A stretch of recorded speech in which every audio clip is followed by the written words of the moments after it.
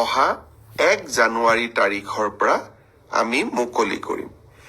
এই পৰ্টেলটো কেনেকে চলিব? বহুতে মোক সুধিছে যে আমি মিউচুৱেল কৰা মানুহক ক'ত কেনেকে বিচাৰি পাম।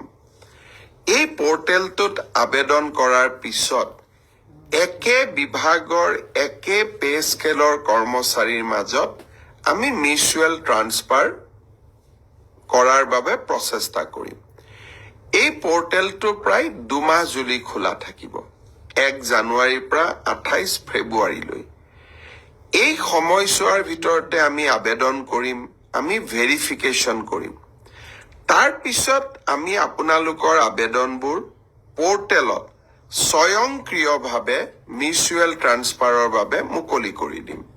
আৰু এটা কম্পিউটাৰ প্ৰণালীৰ মাজেৰে, স্বচ্ছতাৰ মাজেৰে এই মিউচুৱেল ট্ৰান্সফাৰ হ'ব। আপোনালোকক সোধা যাব, আপোনালোকে সন্মতিৰ বাটনটো টিপাৰ লগে লগে মিউচুৱেল ট্ৰান্সফাৰৰ অৰ্ডাৰ নিজে নিজে কম্পিউটাৰৰ পৰা ওলাই আহিব। ই কেনেকে পৰিচালনা হয়, যদি আপোনালোকৰ জানিবৰ কাৰণে আৰু অধিক ইচ্ছা আছে, সৰ্বশিক্ষা অভিযানত আগতে কাম কৰা বা বৰ্তমানে কাম কৰি থকা শিক্ষকসকলে এই পৰ্টেলটোৰ ওপৰত আপোনালোকক যথেষ্ট জ্ঞান দিব পাৰিব। অহা 1 জানুৱাৰী তাৰিখে এই পৰ্টেলটো আমি আনুষ্ঠানিকভাৱে মুকলি কৰি দিম।